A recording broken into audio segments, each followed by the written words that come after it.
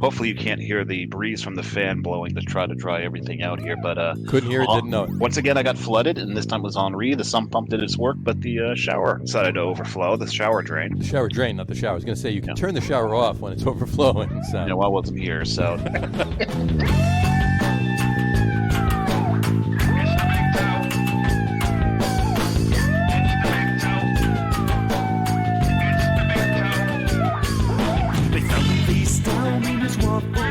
Maple syrup dripping from his fake roll. Who did he see when he heard who was there? Now it seems that All right, everybody, welcome out to the Lager Room Guys Craft Beer Show. It is Tuesday, October the 19th, 2021. Jersey Johnny coming at you. With me, as always, is none other than Mr. Beer Samurai, eating a carrot apparently tonight. Yeah, what's up, Docs? Pretty funny. How are you tonight, Mr. Samurai? I'm eating a carrot. That's how you are? That sums it up? Diet. You're on a diet? You're on a rabbit Well, diet? at least no, I'm not allowed. Can I eat rabbit? I might be able to eat rabbit. Oh, I see. I meant a rabbit's diet, not a rabbit Oh, diet. you said rabbit diet. I know. I left off the S. I'm sorry. Anyway, so what's new? What's new? Well, happy Dress Like a Dork Day. Yes, happy Dress Like a Dork Day. So I've got my get that Star up there. Wars samurai shirt on. Happy Dress Like Dork Day. I'm dressed like a beer dork. You're dressed like a fanboy. A beer dork. We've been through this. You're a fanboy. Yeah. Well, Just I got mean, there's a reason for this particular. Well, as long as you garb don't, tonight. as long as you don't garb that up and then go to the brewery dressed like that. No, you never do that. Then that's like wearing a concert tee to the concert you're going to, or a race day shirt on that race day. That's you don't Right. do that. Those are taboo. You can't do that. No, then you're just a dork. Exactly. So, then you're dressing like a dork. So there you go. It comes full circle. So. It's another day, which is a day that's near and dear to your heart. Mm-hmm. That would be International Gin and Tonic Day. It's internet. I didn't know whether it was national or international, so I just left the national part off, and I just put Happy Gin and Tonic Day. So. Yeah, that's But any day you drink a tonic, drink a gin and tonic is a happy day. It is much. a happy day. It is. I know you like your juniper.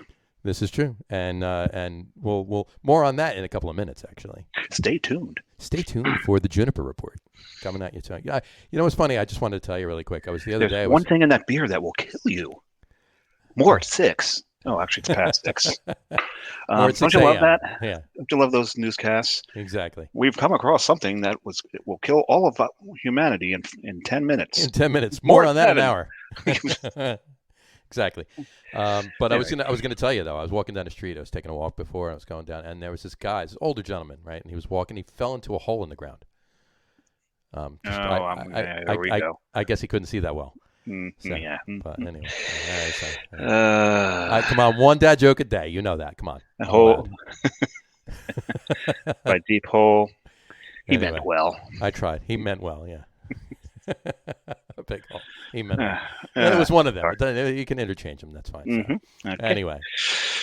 So, we have a guest tonight. Yeah, considering we've pretty much fallen flat on our faces right Exactly. now. Let's bring it's right about the right time, 3.5 Yeah, minutes. it's a good time, yeah. Exactly. So, anyway, let's bring on our guest tonight. And if you could guess, well, if you didn't read what the post was about the guest. Anyway, what I'm wearing here, let's bring on Lindsay Bohanske from Allagash Brewing. There she is right there. Hey, Lindsay. Hello. How are you, Hi, friends? Lindsay? I'm doing fine. I'm drinking beer. That's always a good thing.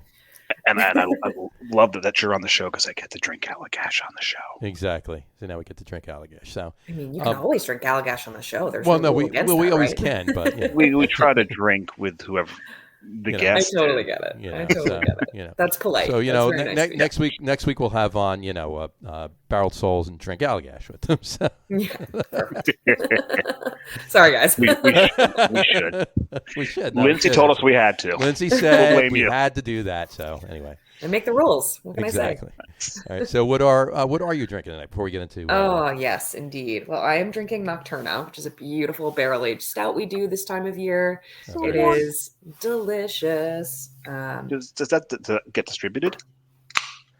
This year, yes, it did. It was nationally distributed, actually. Very nice. See Okay. how pretty it is. It's gonna have to get my hands on some of that. Do a little bit of a search for that one. Yeah. Yeah, get on the old. Get out. Brian, get on that. Find out where we can get that. Yeah. Well, there's a beer finder on our website. Yes. Yes, there is. All you got to do is punch in your zip code. Does that just tell us where Allagash is distributed, or will it tell us where the different beers are? You can pick the brand and you can pick your zip code and you can tell within how far you would be willing to travel to find whatever brand you want. There you go. That's a beautiful thing. It's pretty money. Very, very unique tool, and I like that. It's good to have. Absolutely. So we'll have to. I will at some point in this conversation tonight, while you're talking, I'm definitely going to be on the website looking for the beers. So, see how it works, but unless Brian gets to it first. Yes, Brian, if you are listening, please get to that first and let us know where we can find Nocturna. He's not listening. He would have commented by now. He would have commented by now. He's usually spot on that. So yeah.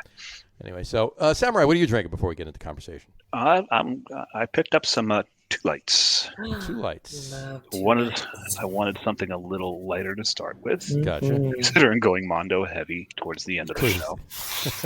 I'm just gonna have the one, so that's why I wanted to go amp it up a little bit over here. Yeah, I figured I'd go a little late considering I do have to get into the city tomorrow for work. This is it's always a good thing. Love how musty this beer is. There's literal must in it. There is must in it. That would explain why it's musty. There you go. Nice. Grape must. See how that works? Let's see. We can always look at the can here because there is writing on the can that if I put these on, magically appear. Beer brewed with Sauvignon Blanc must, fermented with lager and champagne yeast. That would explain the bubble. Well, you can't really see them here, but yeah, it's definitely one of those where like you pour it. It doesn't have like the highest head retention because of that the grape juice content. Gotcha. Yeah, but the bubbles are in there. They're active. Yeah, it's bubbly. It's bright for sure. Champagne-like. I am straw color there. Very nice. I'm enjoying From Maine with Love number 5. That was the juniper bit. I was hoping that was the case. That's the case. That's my nod to Gin and Tonic Day. It's a tart, a pale ale with juniper and sea salt. So I'm looking forward to drinking this. He's got to get up early in the morning and work as well. Yes, I do. Fair enough. No, I got to get up early and work, but I just stay right here and work. So there you go. So, cheers, everybody. Yes, that's an Ohio. Ohio? Blast. Yes. Well. Okay. There you go. I have to apologize. No joke for that. There isn't it. I have to apologize. Ohio. I do have an Allagash tulip, and I could not locate it. And I looked for about 15 minutes, and I was like, finally, I'm like, you know what? I can't do this. So, John, you know where mine is, right? I know where yours is. Yeah. Mm-hmm. Packed away in a box. Packed away in a box, yes. Is the glass from Ohio? Was that I missed it? Yes, no, the back of it has a picture of Ohio on it, and then the... it's a Rheingeist glass. It's a Rheingeist glass. So I actually lived in Cincinnati for 5 years, so I'm very familiar with Ohio. Sure. You know the joke about Ohio. It's round in the middle and high. It's high in the middle and round at both ends? That's one. No, that if you know that most of the astronauts, the original astronauts, were like 80% of them are from Ohio. So is Ohio that bad of a place to live that you're willing to leave the planet? Go into space. There you go. Hey, Cincinnati's actually a really cool town. I was skeptical at first too. Cincinnati's cool. No, I do like Cincinnati. I've been a couple times. It's a cool city. And Cleveland's upped itself a little bit. Cleveland, yeah, the beer game in Cleveland is actually spot on. It's actually really good too. The scene up there. But whatchamacallit? Yeah, Rheingeist has making some good liquid. But this is not about Rheingeist. This is about Allagash. So let's Allagash. We've been there. We have. And we have proof too. If there is proof. There is proof right here. There we go. There it is. Yeah, nice. That was back on August 13th. That was on August 13th, and this picture was taken probably about a minute and a half after the three of us were talking up there as well. Yeah, so. Probably about. It was a beautiful day. I remember that day. It was gorgeous that day, absolutely. Little hot, so we sat in the shade. Yep. Gotta have some shade. Yeah. Still a nice day. Gorgeous. And you stayed up in Portland that day, and Jess and I left and went to Boston. So that was a fun trip. Good job. But anywho, let's talk a little bit about what's that? Allagash. Let's talk about that. Okay. Let's actually start with you first, though. I'm going to ask you what we ask everybody, just a generic question we ask everybody. If you can remember, it can be an ish if you're not exactly sure. But do you remember what the first craft beer you ever had, or the first craft-ish beer you ever had was? Oh, wow. Well, so I went to undergrad at Boston University. Good drinking town. Yeah. Yeah, Boston's a really good drinking town. Little bit. We got some good beer there, but so, I grew up in the era of like Harpoon and Boston Lager, and I don't remember exactly what my first official craft beer was, but I did drink a lot of Sam Adams. And I think probably one of my first that I really liked, which I'm totally embarrassed by now, is Sam Adams Cherry Wheat. That's fine. And Nothing wrong with cherry wheat.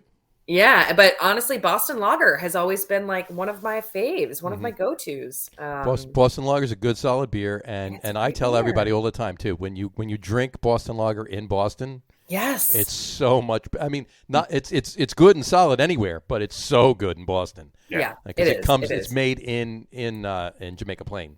Some of it, Lager. And then the rest of it's actually ironically made in Cincinnati. Everywhere else, no, I'm saying everywhere else is made in Cincinnati. Like if I get the Boston. We're back in Ohio again. Yeah, we always go right back to Cincinnati. It's a theme. It's a theme. Yeah, the Boston Lager we can buy here in Jersey comes from Cincinnati. The Boston Lager we drink up in Boston. Fresh Boston Lager. Yeah, I mean that was really those were my like Harpoon IPA and UFO, and then Boston Lager. Probably like my first few really like solid craft beers. Nice. That's great. And we're not too far away. I mean, Dave and I talk all the time when we get asked that question back, and it's Sam Adams, it's Harpoon IPA, Pete's Wicked Ale. But Sam Adams was my first. Sam Adams was my first. Yeah. My first IPA was Harpoon. Harpoon, yeah, exactly. Yeah. There you go. Good stuff. There you go. Awesome. So, how long have you been in the beer business? Oh God, that's a great question. So before I was officially in the beer business, I wrote a beer and food blog, lovebeerlovefood.com, which no longer exists. Don't Google it. And that was sort of it was a fun hobby. My husband, back when we were dating, we started homebrewing together, and that was really what got me into beer because I love to cook. So for me, brewing beer was like cooking. You could make anything you wanted. Absolutely. And so I got really into that. He and I spent a lot of time homebrewing together. And then when we moved to Cincinnati, I got really bored because I didn't know anybody that lived there. And so I started writing about beer and food, and I would write recipes and suggest pairings and talk about homebrew and all sorts of different stuff. That's great. And that was back in, 2008, I think, probably. Okay. Wait, is that right? No, that's not right. It's not? Time is like... Don't ask us. We don't know. I'm not sure. Yeah, I know, right? No, that's not right. It would have been more like, when did we go to Cincinnati? We were there for 5... It was probably about 10 years ago, right? Okay. So, yeah, 2011, 2012-ish. Okay. And then, I was working in hospitals doing medical research, funny enough. Okay. And I ended up just deciding that I wanted a total change of pace. And I accepted a job as a distributor, wholesaler for a craft beer distributor in Cincinnati called Cavalier Distributing. Okay. And I worked there for a couple of years, and then we decided we wanted to move back to New England. And so we decided to move up to Portland, and because I'm originally from the Boston area. Right. And so when we moved, really the only place I wanted to work was Allagash. I would have worked other places, but I just I was always such a fangirl. I loved the company, loved the beer, loved the ethos. And I've been working there ever since. It's been 5.5 years that I've been there. That's great. That's awesome. And that's awesome. Who could blame you? Yeah, exactly. I wouldn't blame you at all. So it's so good. It's so good. All right. Why don't we start with a little history about Allagash? Yeah. Give us the backstory. Absolutely. So just to give you an insight, a little bit about what I do at Allagash, I run our tour and tasting program. So right now that's mostly virtual tours and tastings, but we will be eventually getting back into it. I was going to say you disappointed us that day, but I know. I'm so sorry. No, she didn't. No, she didn't. No. Because remember what we asked her, and she made up for it because we asked her, "What is the stupidest question you've ever gotten on a tour?" That's true. You want to share that one? That definitely went to everyone. So. Oh my gosh, I'm trying to remember what it was now. What did I tell you? I can't even remember. You told us that someone had asked you, "When do they add the alcohol?" Oh God! Oh, that's classic. Yeah, that's brutal. It's like, so at what point do you add the alcohol? It's like, that's what the whole thing is. Right. Yeah, there's bottles of alcohol. You make the beer and then it needs about a cup of alcohol in this one. Yeah. Yep. This one, add the alcohol. Let's go with isopropyl this time. Right. But Allagash has been around since 1995. Sure, and absolutely. Brewing beer. So our owner, Rob Todd, who's like the world's best boss, he started the company. His journey started at Otter Creek Brewing. He started off as a kegging operator there, and he really didn't even plan to be in the beer business. It was just sort of meant to be. He started working there as a kegging operator one day, just because he needed a job, and just fell in love with the beer industry. Just knew this is what he wanted to do, what he was meant to do, and he worked his way up to brewer there, and then he realized, I want to do this as my own thing. He didn't want to compete up in Vermont, so he decided to come down to Portland. He had friends down here, and started Allagash Brewing Company in the summer of 1994, and then officially released the first beer, Allagash White, which is still our flagship beer. And I will give ourselves a little pat on the back this year because we actually won a silver medal at the Great American Beer Fest again this year for white and for triple two, which is pretty amazing. That's awesome. And got Brewery of the Year for our size category. So from very humble beginnings, the first 10 years of the company were a grind. Yeah, congratulations thank you. to all of you, you and cheers. Rob and everybody. Cheers on that. Yeah, absolutely. we were super, super pumped about that. Here's a question for you. Allagash White. Yes, please. That's not a question. Classic. Orange slice? No orange slice. No. Oh, you just went straight to the heart of it. Okay, so I'll toe the line on this one. So we don't shame anybody for putting fruit in beer. It's your choice, it's your beer. You do what you do you. But Allagash White is brewed already with freshly cracked coriander, curacao, orange peel, and then also a secret spice that I can't tell you.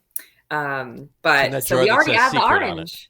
Yeah, we already add the orange zest, so you don't need to. You don't need to. Yeah, you don't need the orange in there. It's already citrusy. You know what? You know what? If you like it with an orange zest, or sometimes people put a lemon in, which I don't really understand.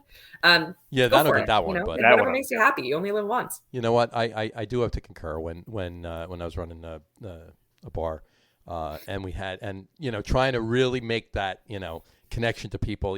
Blue Moon drinkers. Hey, you got to drink this. You got to try this. You got to drink this. You got to try this. Totally. And at a point I was like, excuse me, I'll try this. If you don't like it, you don't have to pay for it, and I'll buy you your Blue Moon. I'll buy you your next Blue Moon. But if you like it, you like it, right?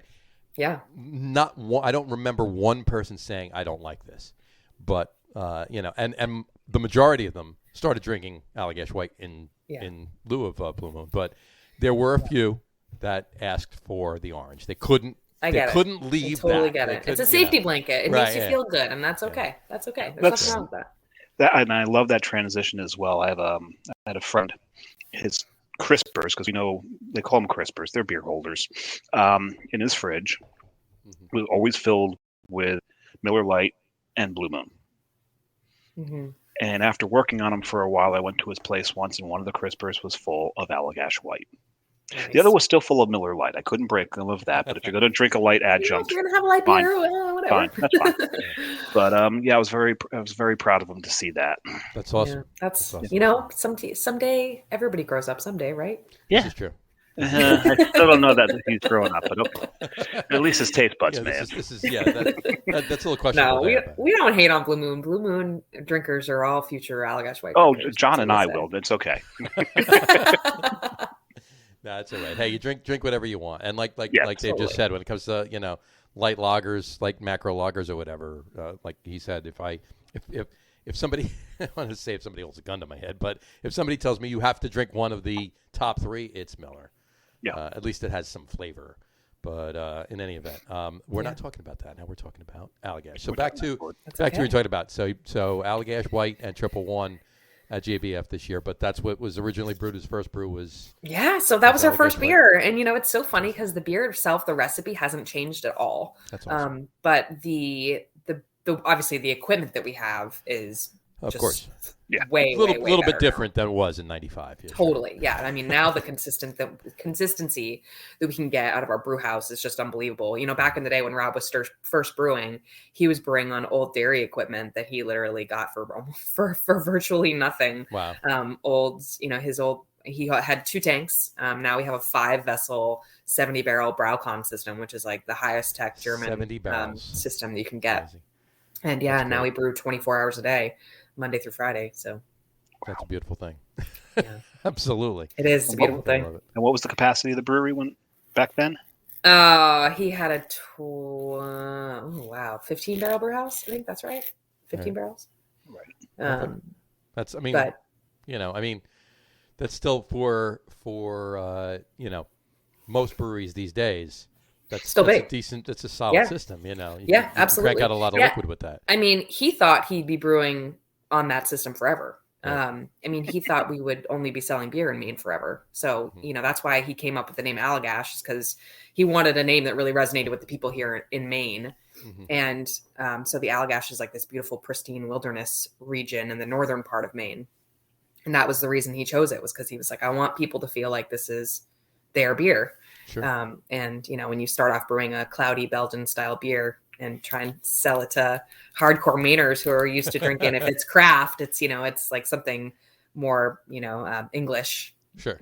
People weren't making Belgian style beers back in 1995. Rob just loved the style and wanted to do it because that was his passion. That's awesome. I remember the first time I came across Allagash. Mm-hmm. It was a trip to Boston. Oh God, it was a long time ago. I don't remember what year it was. And there's a place. Actually, we went for dinner in Somerville at a place called Red Bones. Mm-hmm. Okay. And back then, craft beer was not very well known. Sure. And they were a craft beer bar. And Yeah. fantastic barbecue. That sounds really familiar. I think I've been there back in the day. Well, they had a big wheel behind the bar. And because most of the beer that they had, you've never heard of, and they had a lot of Allagash, may have heard of, we didn't, you could ask them to spin the wheel. Yeah. And whatever it landed on, that's what you drank. And the first time I spun it, it was an Allagash beer it landed on. I can't remember. We didn't have Untapped or Beer Advocate back then to check stuff in. Didn't have you had a pen and a piece of paper in your pocket to. Didn't have cell phones back then, I don't think. So. Well, I'm sure there were cell phones if Allagash was around. They were they were big bricks. I don't know. I mean, 95 is a long time ago. 95 was. But yeah, that was about, I don't think it was that far back, but that's when it first, because obviously you were distributing into Massachusetts at the time. Yeah, we've always done a lot of business in the Boston area. I mean, for the first few years of the business, we didn't sell beer outside of Maine, but Boston's always been a real big supporter of ours. And Sure. Yeah, that makes me happy, obviously. First time I had Allagash too was in Boston. I don't even, I know I had Allagash in Boston. I remember that. And I'm pretty sure it was white. Don't ask me where it was. Then the next time I had it was Sunset Pub and Grill. Yeah, Sunset Cantina, and they're so that was like a BU staple. And they're gone now. I know. That's a shame. So I shed My a tear husband and I spent a lot of time drinking beer there. Yep. And with the size of the small plate of nachos was it was like half the table rather than the whole table. Right.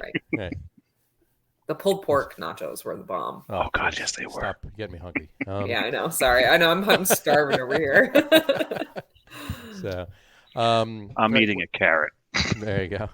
Brutal, dude. Brutal. So, where's the rabbit? You didn't get the rabbit out yet? No. Hot and pepper. Hot and pepper for you? Pepper, yeah. There you go. Anyway, cool. And then, so when approximately? I'm just curious. I didn't think about this one. But when did he make the jump? When did you make the jump to the 70-barrel system? Or was there a stopgap in between? Was it from the 15 to the 70, or was there No, we went to a 30-barrel brew house first. All right. And we still have our 30-barrel brew house. We actually use that for our kind of scaled up pilot beers. So right now at the brewery, we have a 30-barrel brew house for pilot. Yeah, I know, it sounds crazy. So we have a 70-barrel brew house where we do all of our year-round brewing for white, which we do. I mean, that's like 5 days a week because it's 80% of our business still is just Allagash White, which is amazing. Sure. And so Allagash White, triple, 16 counties, North Sky, our Belgian stout. all get brewed on our 70 barrel brew house, all the year-round beers. And then we brew our kind of wild and sour beers and then our scaled up pilot beers on what was our old 30 barrel brew house, which it has all been replaced over the years. But for a while we had Rob's old equipment there with some additional tanks that we were using, a proper separate whirlpool and that kind of a thing. And so now, and then we also have this teeny tiny half barrel system where we brew our actual pilot ideas, which all employees can contribute to. And, I've had beers brewed on the pilot system that have made it out to production. Everybody that works at the company can contribute ideas, which is super great. fun. Like, what were some of your beers? Yeah, so I had a beer 2.5 years ago. It was right before I got pregnant with my daughter. You couldn't drink it. Thank God. But how much of it did you drink? Never mind. No, it was before. Was it responsible for? Before that. No, I about 3 years ago, I pitched a pilot idea to do a grisette style saison, so like a low alcohol, crushable farmhouse kind of style beer, nice. Brewed with grapefruit zest. Because I love that citrusy note, and sure. One of my favorite beers that we don't brew is a beer called Grisaka that is brewed by Oxbow up here in the Portland area, and love that beer. And so that was sort of my inspiration, and wanted to do it the Allagash way, obviously. And so I submitted that idea to the pilot system, and pretty much right away they were like, "This is a great idea, I love it." So we ended up doing it, and it was one of our first can releases that we did on a big scale, which was super, super, super exciting. Nice. Yeah. Awesome. So it's called Darling Ruby. And I was so happy with how it turned out. It was a really good beer. So it was a pain in the butt to brew though. So we're never going to do it again. Wow. Like wicked pain in the butt. We were like hand squeezing, not kidding. Like this is not even a joke. We were hand squeezing or hand juicing ruby red grapefruits for like 2 days straight and zesting them too. It was crazy. It was way too much. It was too much. My knuckles and wrist hurt right now. I was going to say, yeah, it was a lot of work. It was a lot of work, but it was just, you got to get it right. You got to do the flavors right. And we actually did a pilot batch on our 30 barrel brew house, a scaled up version, before we released it, and did at least one test batch on the 30 barrel brew house before we scaled it up. And we actually did brew it on the 70 barrel brew house because it went out to everywhere we sell beer in back then it was 17 states. That's awesome. Yeah, and I've got a new beer. I feel like I remember that beer. I feel like I do. I feel like I've had it. It was super cute. It had like clouds on the can and like this really cool biplane on it with like sun. The sun was the grapefruit. Okay. That's awesome. It was so cute. They did such a great job. Now that you mentioned, I think I remember that too, but I don't think I've. I don't know. No, it's a great beer.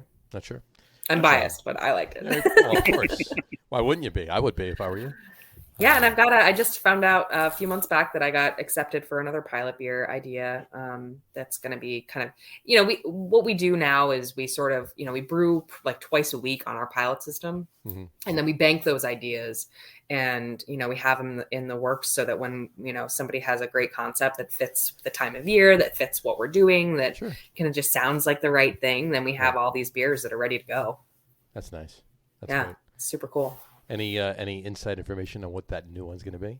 Oh, I don't think I can tell that. I think that's like a little. It's going to be good, right? It's a good beer. You're going to love it. I mean, there you go. That's what I forgot. Is it a winter style beer or no? It's more of a summery beer. Really? Yeah. Oh wow. I mean, yeah. I would say summery for sure. It's lighter. Okay. That's good. Yeah. Well, I mean, I drink any beer any time of year. There's nothing that I won't like. I won't have, I won't not have a light summer beer if summery beer in the winter. That's silly not to. So yeah, absolutely.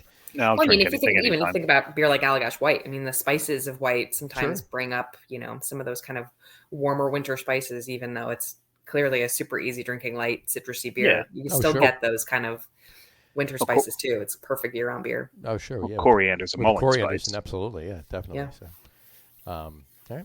What was I going to say? What are some of the let's talk about some of the beers. Sure. Core beers right now, flagship beers, if you will. Obviously, Allagash White Triple. What else? River Trip, which is our kind of hoppy pale ale, Belgian pale ale, delicious beer, brewed with Comet and Azaka hops. It's dry hopped. It's kind of like our interpretation of a table beer, so lower alcohol, but still got that hop wallop. We don't really do a traditional IPA here at Allagash, obviously. It's not really our style. We really focus on those Belgian-inspired beers, but River Trip is really nice. It's super sessionable, but still hoppy and really satiates that, the hop folks. North Sky. Is it more of a, when you said it's like a table beer, is it still like a Belgian table beer? Or is it still use the Belgian strain yeast and everything else? We're still using our house yeast in that beer. And, I think if you just told somebody it was a pale ale, they'd be like, cool, this is a great beer. I feel like the yeast characteristic is there, but it just adds to that fruity note that you get from those hops. You're not getting a ton of candy and everything else in it here. No. It's not. You're not getting that clovey note. Like it's real clean. Gotcha. And we can control that a little bit with fermentation temperature. We still use our house yeast, but by keeping it a little colder, it actually ferments a little bit less out of those esters and phenols that you get in a lot of those Belgian style beers that sometimes people don't like, but obviously we do. But we try and keep it not super, we don't want somebody to be drinking our beer and just think of bananas and cloves. That's not no, of course not. Yeah. River Trip's a great one. Obviously the triple, one of my favorite top 5 for sure. Curio, which is a year-round beer. North Sky, which is also a beautiful beer. That's our Belgian style stout. I love it so much. Yay. Yes, that's the next so one. Good. It's just so good. I love it so much. Want to read it again, especially Dave? This time of year. North Sky. North Sky. Got it. North Sky. I've been practicing. Reading. He's getting there. Hooked on phonics. He's ready to go. So good for you, bud. Good for you. 16 Counties is a beer we do year round, but only sell in Maine. It's kind of our homage to our local farmers. We brew that with Maine. Great beer, Maine grown grain. You definitely get that Belgian yeast character in that beer. Golden ale, it's really lovely. House beer, also same thing. We only sell that beer at the brewery. That's a year-round beer that we do, one of our core beers that comes in either a big crate case, which is really fun, or in 4-packs. Nice. So if you have something you want to drink a volume of, it's kind of like if we had a house lager. That's sort of how I explain house beer. It's like just a crusher. It's just a good one. If you're gonna drink a few, sessionable, just keep it going. And exactly. Yep. Sessionable, easy drinking. Totally. Gotcha. Crisp, little bit hoppy, but not like over the top hoppy. Right.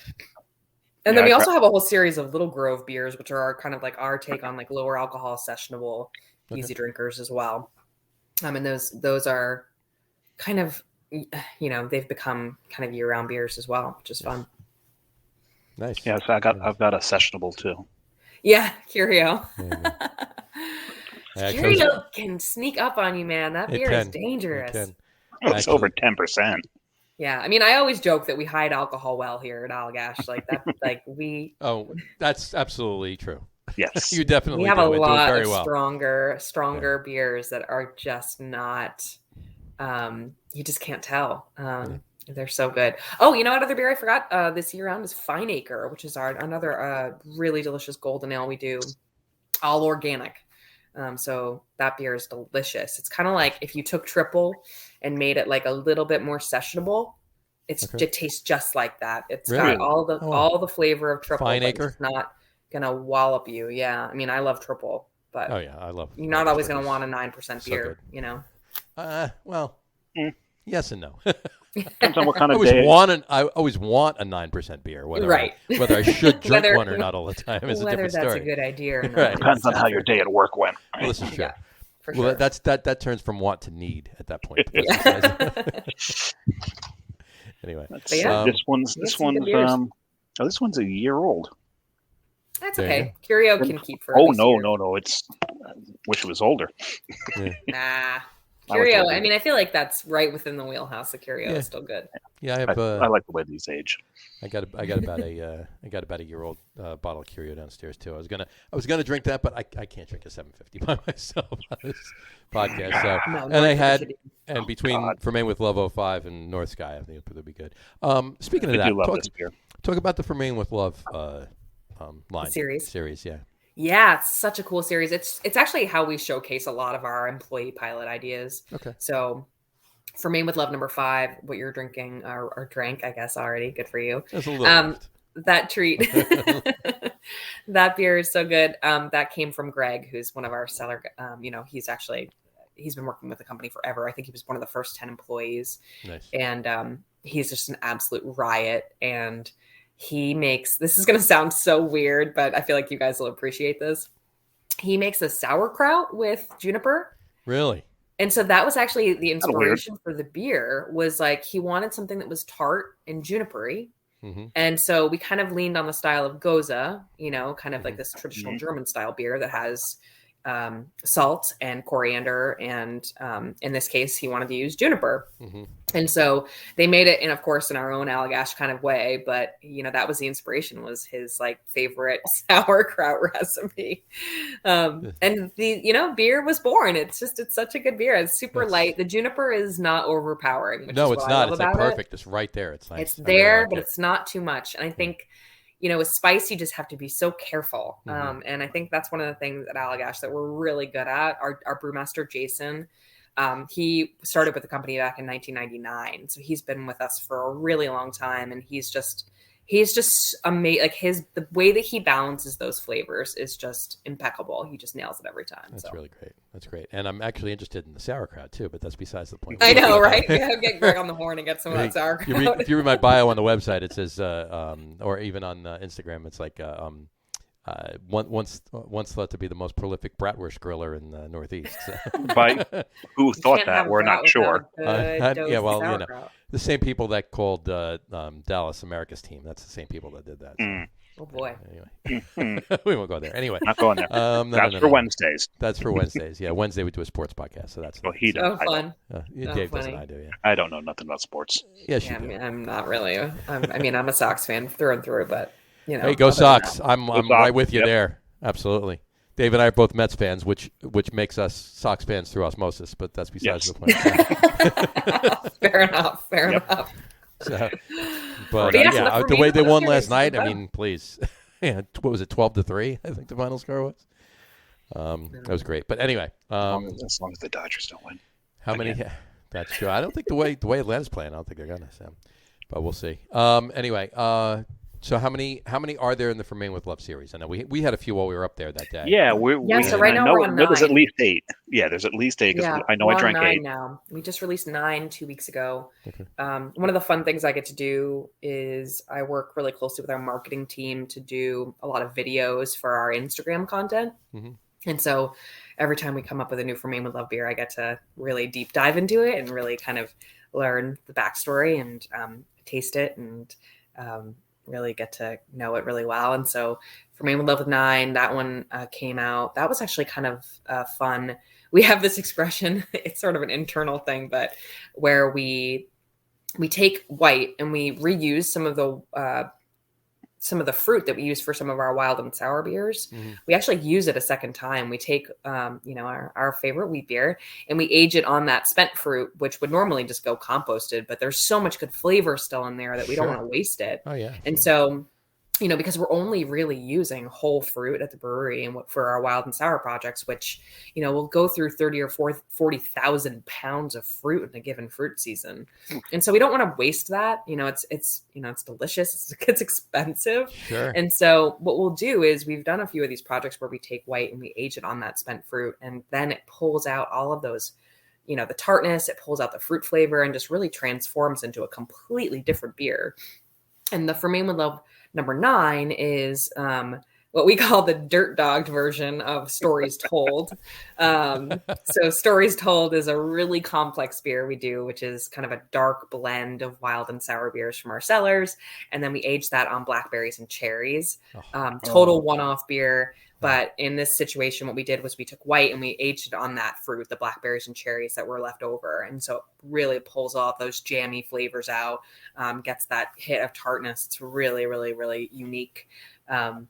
So that wasn't anybody in particular's pilot idea, but that was sort of like our pilot team coming together and coming up with, what fun thing we can do with the spent fruit for that beer. So that's so fun to do that too. It's so, it's limitless. Yeah. And, Yeah. One suggestion goes to another, and all of a sudden you have from one beer you have 4 different beers in a 10-minute span just from suggestions and everything else.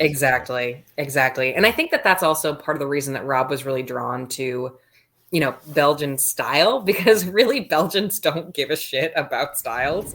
There are some traditional styles out there, but, Belgians brew with what they have on hand, what they grow on their farms, what they get in the air. There's so much variety. And I think that is definitely what we try to embody at Allagash is just, constant innovation, constantly trying to find something fun and new and unique to do, for sure. That's awesome. And speaking of what they find in the air, let's talk about the cool ship. Mm-hmm. My favorite. We may speak about that later. Segue. Yeah. Good segue. Epic. There you go. Talk about the cool ship when it first came about and some of the beers that have been fermented. Yeah. And so forth. Oh my gosh. Yeah. The cool ship is just such a fun story and such a huge part of the culture of the company. So, back in the day, Rob had gone on, I'm going to go a little bit back. Back in the day, obviously Rob was super inspired by Belgian style beer.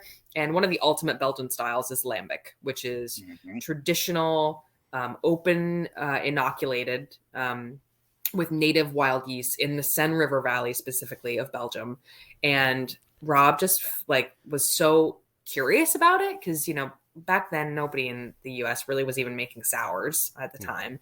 Apart from maybe a couple folks, New Belgium was starting to dabble in some of that stuff later on, and about it, Russian River and exactly. And so all those guys, he ended up taking this crazy trip to Belgium with a whole bunch of kind of these iconic these iconic craft American breweries, and like Sam Calagione from Dogfish, all of these folks from Avery, Vinny from Russian River, and they went and they got so inspired, and they went to Belgium and they tried all of these delicious Lambic style native wild beers. And he came back and just really was like, you know what, maybe we should try and do this here. And the folks from Cantillon actually were like, do it. You can do it. Totally do it. And everybody else was like, don't do it. It's not going to work. And he just was like, you know what? He woke up one day a few months after the trip and he was like, you know what? Screw this. I'm going to try it. And we're just going to see what happens. That's great. And I'm pretty sure it was a little bit more vulgar than that in reality, but it was more like, F this, let's do it. All right. But yeah, he tried it out, and like everything with beer, and especially when you're in this realm where it really becomes more like art, where it's so much blending and time, and the average cool ship beer that we make ages for at least between 1 and 3+ years, and is blended together. So these are really passion projects. They're not something that we just whip together. Yeah, it's not. It's not a hey, let's get rich quick scheme here and let's absolutely this is a labor of love for that. There's some risk involved. Oh, absolutely. Yeah, there is. And there are beers that get dumped, that's part of the thing. So the way that it works is, this is how, traditional lambic beers are brewed in Belgium, is that we have a cool ship, which is a wide brownie shaped kind of tank that we send our wort into, which is what beer is before we add yeast. Brownie shaped? Yeah, it looks like rectangle. It looks like a rectangle. I know that. It's just an interesting choice of words. It's good. I liked it. Yeah. I feel like you need a visual. It's hard to even perceive of something. It's really shallow. So it's shallow and so it looks like and wide. If you made one really big brownie, that would be the mold would be. Exactly. Exactly. It's like I'm enjoying the choice of words for that. So we brew a really complicated wort with really a whole crazy mash schedule where it's different temperatures starting with these, we really basically we're trying to create food for yeast that are going to want to eat sugar right away, that so we down to this super, I know it's super nerd shit, but the microbiology of it is really important. And so we want to create these different types of sugar molecules that yeast can eat up right away, and then they also can kind of chew on for the long term. Right. So it's a really complex mash schedule where we're doing all these different temperatures. We heat it up. We just beat this mash together and all this grain, and we use aged hops. And then we cool it overnight in the cool ship, where it gets pumped out. It's its own little shed. It's this little, and like if you saw it, you'd be like, what is that? That looks creepy. But it's like this little beer chapel, and inside it has stained glass windows, and really, it's yeah, oh yeah, it's so cool. Yeah, I have yet to actually see the. I've been to the brewery, and each time I was not able to. Yeah. Okay, well, the next time you come to the brewery, the least thing I can do is at least show you the cool ship, because it's at least outside, and that can be kosher. At minimum, I can do that for sure. But yeah, so we brew those beers overnight. This time of year when it starts to get cooler overnight, really what we want is the temperature overnight to be just around freezing. And what that does is it cools down the wort in about 12 hours. And this thing steams like crazy. So, you dump the wort in there. The cool ship itself is like a metal tank that, it's just around 30, 40 degrees. So it just like hisses, like, because the temperature difference is crazy. Sure. And it cools down overnight for the season. And then it gets pumped right back out. So it's not sitting in the cool ship for more than 12 or 15 hours, just long enough to cool down. It's just for inoculating. It's not for fermentation. Right. Which is sort of a misconception about how the process works. And then it goes right into barrels, and it lives its life for the rest of its life in the barrels. It ferments and everything in there, and it takes a long time. That's great.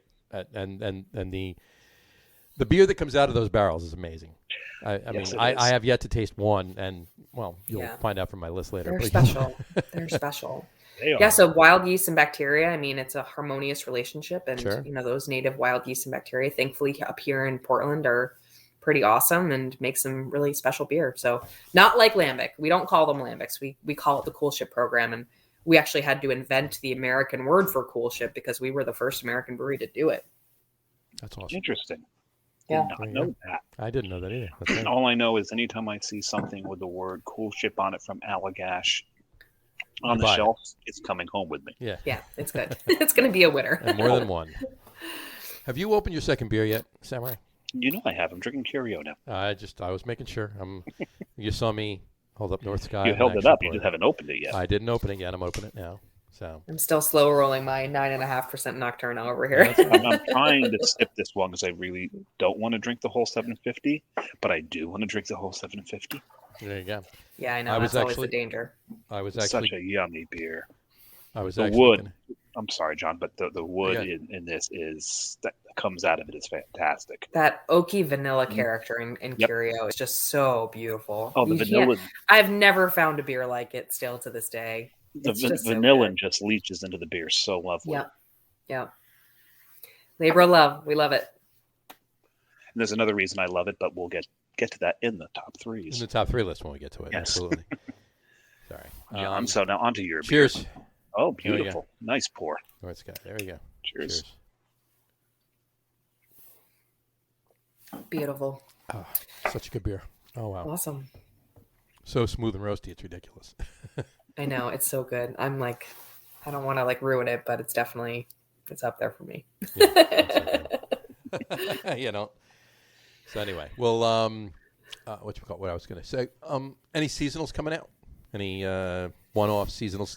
Larger distribution, obviously, not just Maine, obviously. Well, although there very well could be some people in Maine watching this right now, and obviously listening in the future in the audio podcast. So yeah. So Stories Told, which I just kind of told you about by way of For Maine with Love #9. Sure. That is going to be a limited release that's going out to everywhere we sell beer, except for a couple places, I think. So check the beer locator. Okay, yeah. I'm going to be on that for a little while. I think it's going to 19 states, which is everywhere we distribute to. Gotcha. And that beer is awesome. Just such a cool, complex beer. Really cool sour. If you like sours, don't miss that one. That one's delicious. Sours. Huh? I like my sours. Yeah, you got to. And I think too, I think sometimes people get scared about sours, but most of our sour beers are pretty well balanced. They're not just they're not like vinegar bombs, Right. Balance is so critical.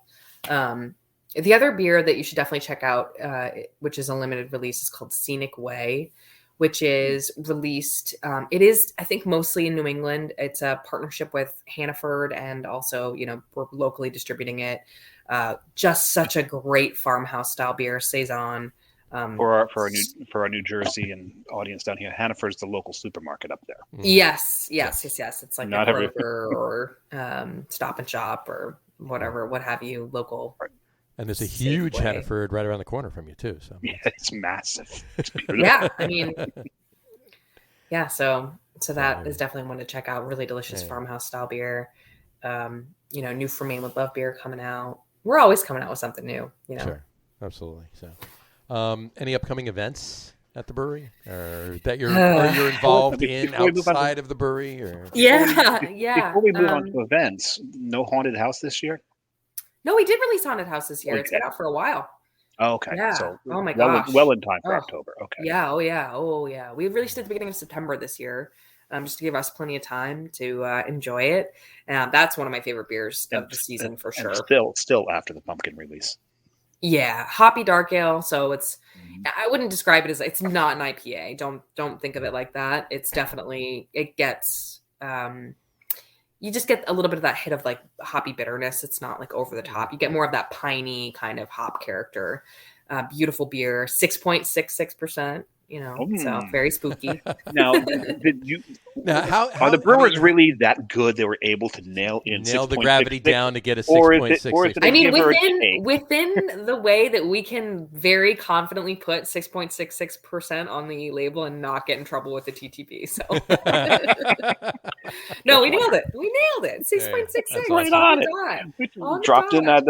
Dropped in the hydrometer, and look, 6.66. That's because when you add the alcohol in, that way exactly. Because you just put a little bit extra of that, just a little bit more to get that extra 0.06 in. So there you go. Exactly. Right. Exactly. Or 6.5. Give me the bottle of grain. There you go. Boom.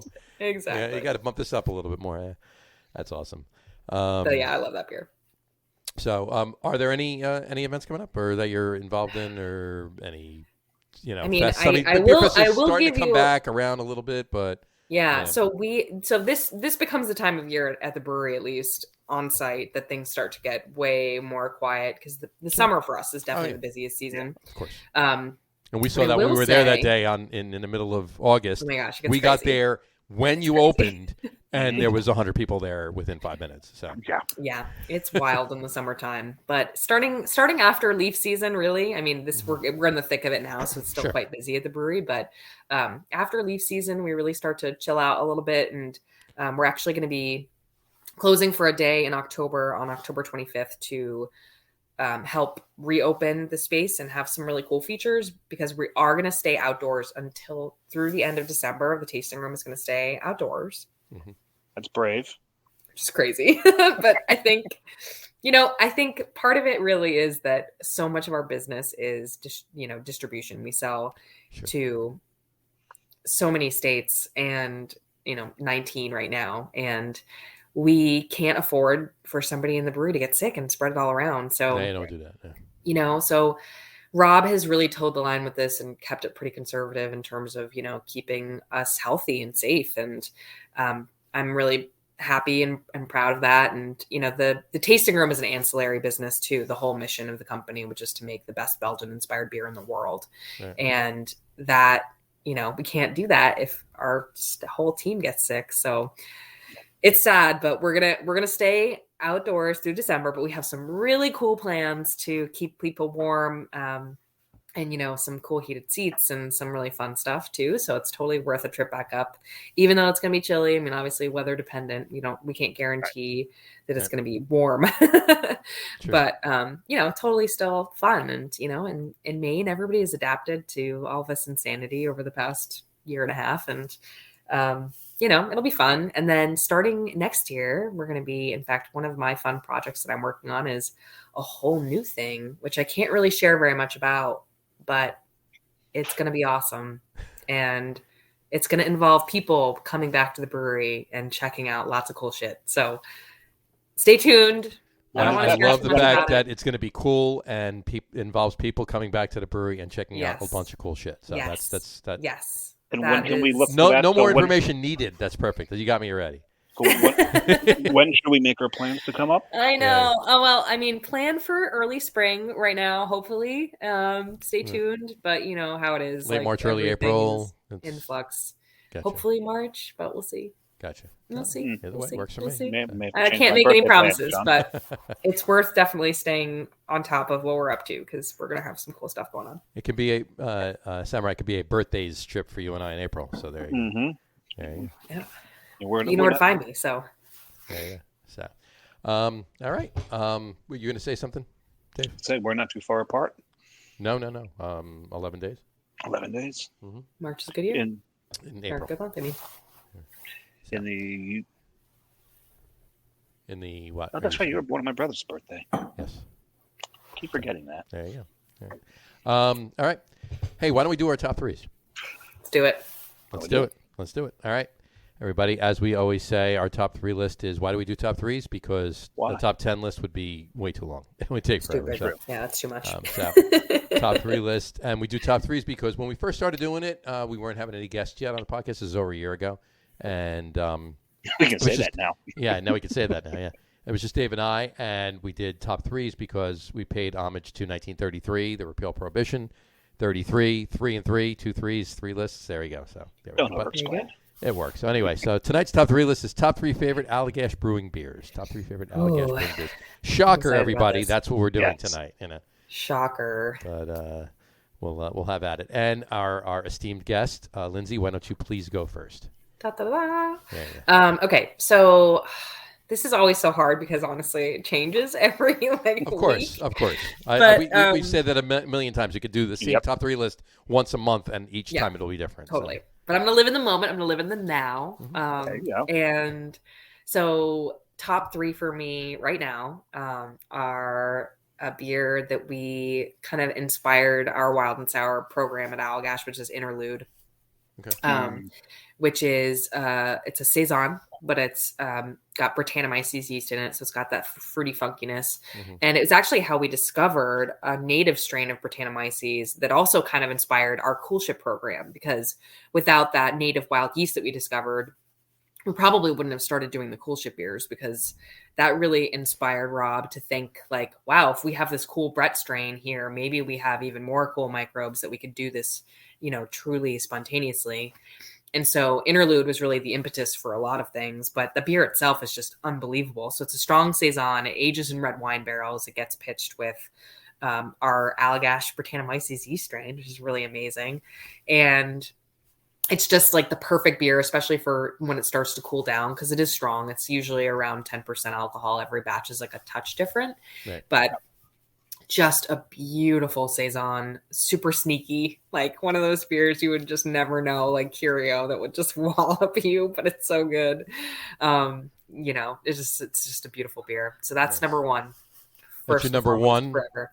That's number one. That's number one. Okay. I'm going to go 1, 2, 3. Sorry. No worries.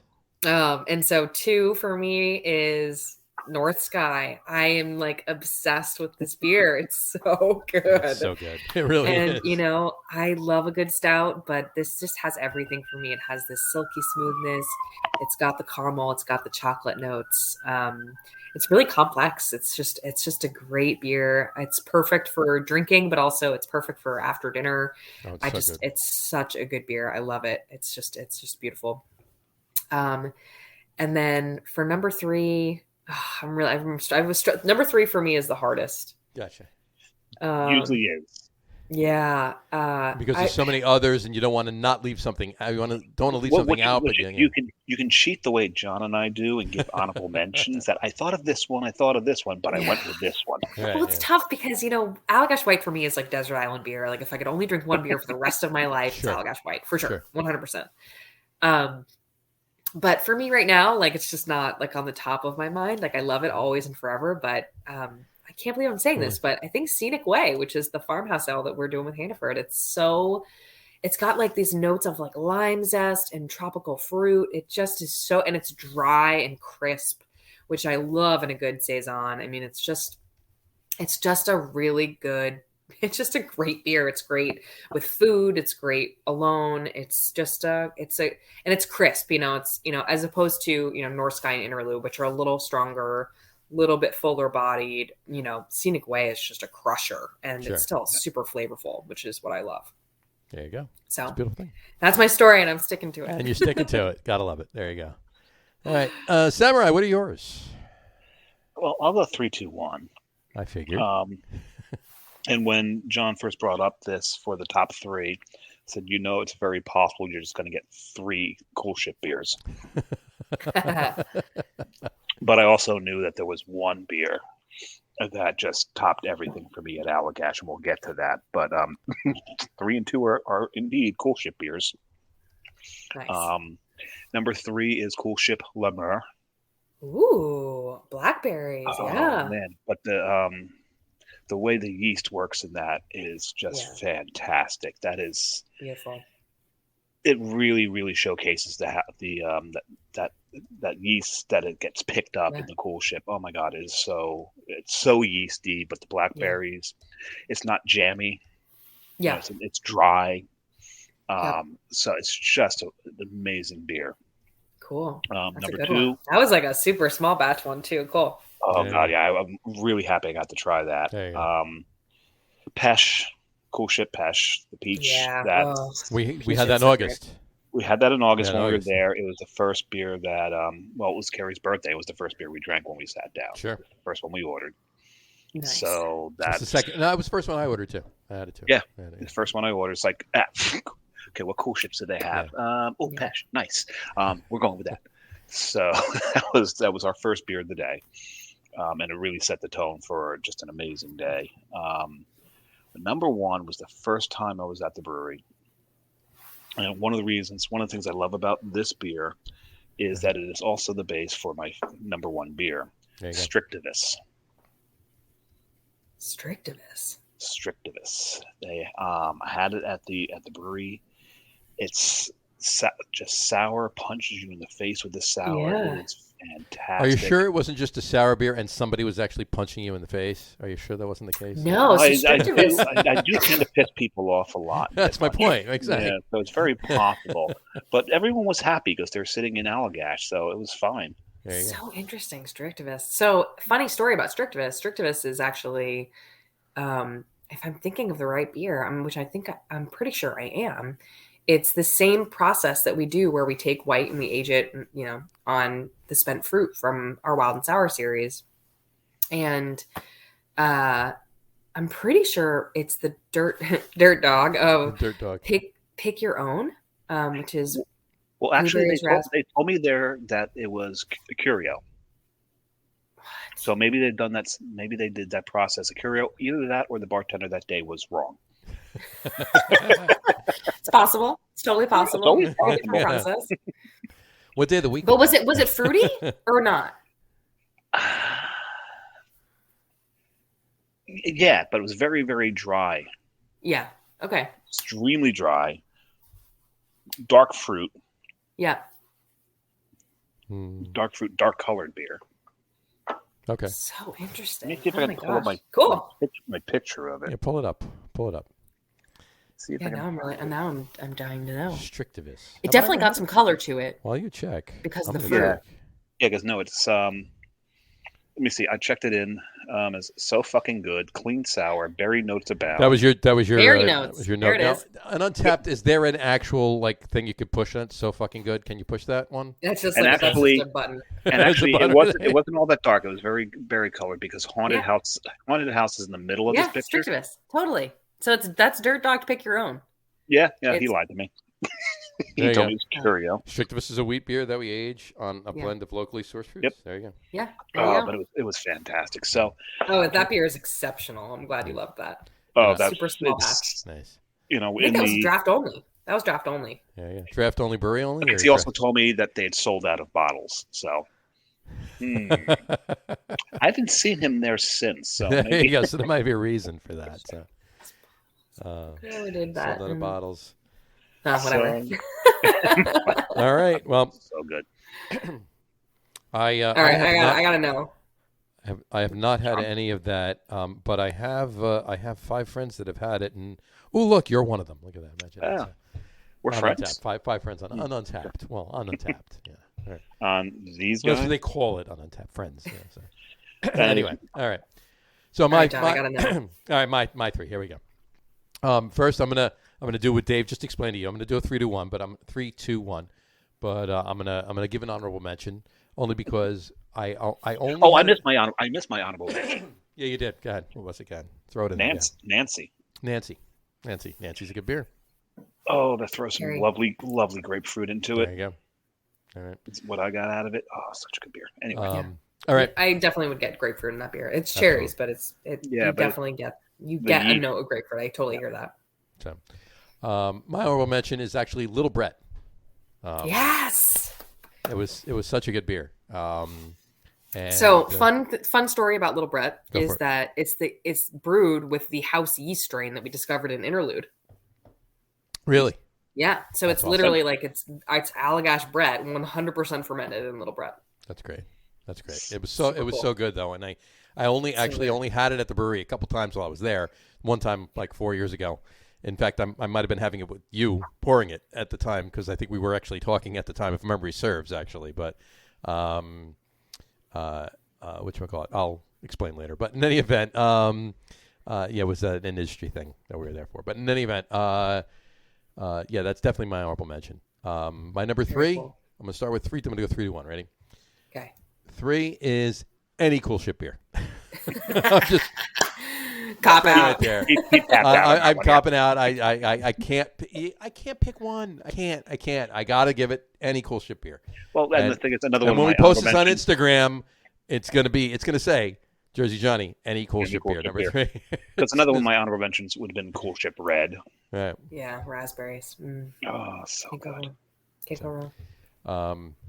Anyway, so any cool ship beer. Number 2 is Curio. It's just. I have to. It's a perennial favorite. You can't go wrong with Curio. You can't go wrong with Curio. I'm loving this right now. It's so good. I got someone to take some of the bottle for me, but it's empty. Did you know? Now empty. Yes. Did you know? So, it was the rabbit that you're frying up later for Hassan Pepper. Right? Yeah, Hassan. There you go. Hassan Pepper came out. What's that rabbit's name? Kerry? Yeah, maybe. No, okay. Just making sure. Anyway, didn't take too much coaxing to get I didn't think so. I didn't think so. Anyway, and my number 1, I got to go with Barrel and Bean. Wow. Okay. Yeah. I've just interesting. I've had so much of that beer, and look, so good. This is a hard list, and this is a right now. As we said, we can. You ask me 4 weeks from now, it's gonna be different. Ask me in spring, it'll turn. Ask me in spring, it's gonna be different. Yeah, absolutely. But right now, I've had a few in the last couple weeks. You're just jonesing it. I love it. It's a nostalgic beer for me too. I'll go back to saying, I was drinking it since it was James Bean. So, it was a good beer. It's always been a good beer. But classic. Love it. I actually still, and I don't know. It's sitting in my cellar with all my corked and caged and everything, but I still have a James Bean bottle corked and caged. Oh man, I would dive into that sooner rather than later. Yeah, I mean it's not from 5 years before it changed to Barrel and Bean. It was probably right. It was probably the last one prior to the switch. But so was that 3 years now or ish? 3.5 What does Gene maybe? say all the time? Drink your beer. There you go. Joe actually says it. Gene doesn't. I know. We're moving through it, and I'm like, oh my god, we've got so much beer in the fridge. Yeah, but it's what? It's 10. It's 10% or 10. It's 10 and change, right? Yeah. Or it's right at 10%. Yeah. Just drink your beer. Just drink your beer. But no, it's I got to dive into that. But that's got to be my number 1. Number 1. I thought you were on number 2. No. Curio was number 2. Oh, right. Lost track. There you go. I've drank too much Curio to. I think you have. Absolutely. I can't do math. Anyway, no such thing as drinking too much Curio. Great choices, you guys. Those are good ones. Little Brett though was a fun beer. It was great. I mean, super unique. So super good. Cool beer. It was so good. So fun. Super bright. Really refreshing. Real easy drinking. I think that beer was only like 4.8%. Yeah. It was literally. Absolutely. Cool. It was a fun beer that day. All right. A couple of things I got to ask you. So, really quick, off topic, just you grew up in the Boston area. What, obviously, you live in Portland. It's not like you're a million miles away from Boston. No, obviously, for sure. Come back, obviously. What's your favorite craft beer bar in Boston? I got to ask you. Craft beer bar in Boston? Right now, not all time. All time, obviously, there's others, but right now, the current craft beer bar in Boston. Good Lord. Yeah, remember, Sunrise closed. Yeah, exactly. Yeah, I know. Oh God, that's really hard. I mean, I would have a problem saying this too, And I only go up maybe 3-4 times a year. But we know John's favorite is this little teeny tiny bar next to a skyscraper. Mm-hmm. Yeah. Yeah. Exactly. God. Well, the skyscraper is actually a parking garage, think... but that's besides the point. Oh, that's right. It looks like a skyscraper next to the bar. So I lived in Washington Square in Brookline before moving into Portland. Okay. I'm sorry, before moving to Cincinnati, because I went from Boston to Cincinnati to Portland. Right. And there were always there. I mean, the public house is it's Sure. right there, Yeah, and it's so yeah. good. Of course, And obviously, the public house is great. Yeah, absolutely. They have, I mean, and they are definitely one of the places that introduced me to some really cool Belgian style beers, including Allagash, and so they are for sure in they're probably my top one. Sure. Yeah, even when I go back, in my top one. Right. Yeah, I mean, I know, right? Yeah. It's they're so good, and the mac and cheese is unbelievable. Oh, sure, it's legendary. Sure. Well, that's mac and cheese. Did you say mac and cheese? Yeah, exactly. That's public, right? Public. That's for me. My favorite. Brookline. Public house. I know, it's technically. Oh, you haven't been there? Boston, but... No, I've not. Yeah, well, it's great. Oh, I love the public house. No, you gotta go there. I remember, I would always go up there to visit my brother. My brother. Mussels and fries for everything, days. Everything so for him is by Yelp reviews.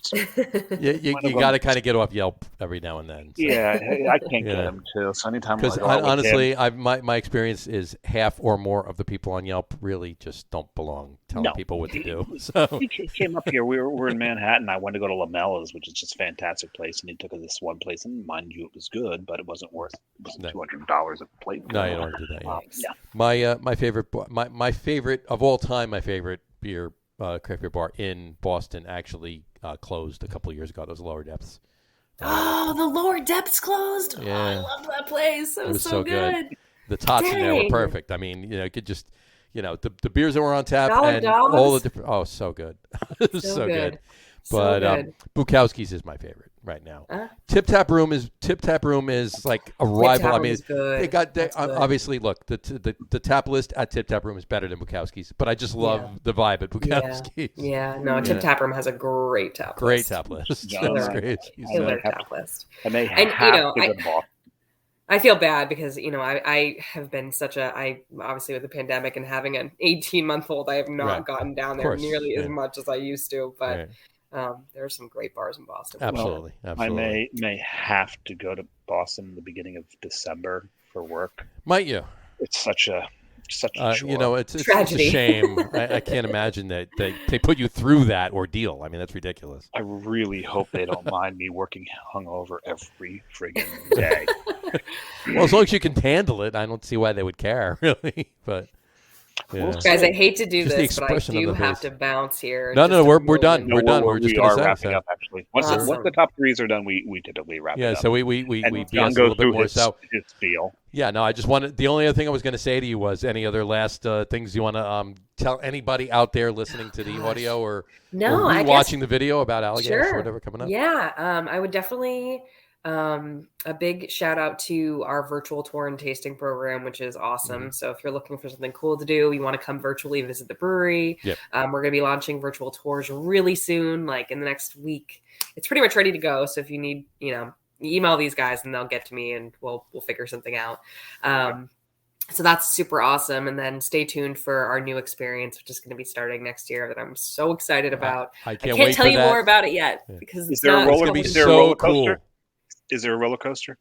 I wish, but no. That might not be great with beer. Nice. Yeah, probably not actually. Or you can go on the roller coaster first, then start drinking afterwards. Exactly. That would work that way. Zip lining through the fermentation tanks. Totally. All right. Well, awesome, guys. Thanks so much for having me. This is great. Oh, thanks for being on. You got it. Hang tight 1 second. We'll hang up. I just want to do the exit here. We'll wrap the show up for today on this note. We want to thank everybody for watching. And for those of you just listening to the audio podcast, thanks for listening. Don't forget to visit our website, www.lageroom.com. That's LAGERROOM.com. And please remember, memorized yet. Absolutely. Like us and follow us on all of our social media, Facebook, Twitter, Instagram, and our YouTube channel. All of them are at The Lager Room. Remember, we go live with the video podcast on both Facebook and YouTube every Tuesday night at 6:30. And for those of you, And for those of you that just want to listen to the audio podcast, you can do so on Apple Podcasts, Spotify, TuneIn, Stitcher, and Google Podcasts. Plus, the show is now available on Amazon Music Podcast and iHeartRadio as well. And if you haven't done so already, please subscribe to one or more of those feeds, and you will never miss a show. Again, thanks for following along with us. Have a great rest of your week. Have a wonderful weekend. Thank you so much, Lindsay, for coming on the show. We really appreciate it. This has been great. Great show. This was an absolutely great night. Absolutely. Yeah. Cheers, you guys. Absolutely. Cheers. Enjoy. Have a great rest of your week. Have a wonderful weekend. Drink a lot of beer, but drink responsibly. And we will talk to you soon, folks. Take care. Cheers. Bye, guys. God, this beer's so good.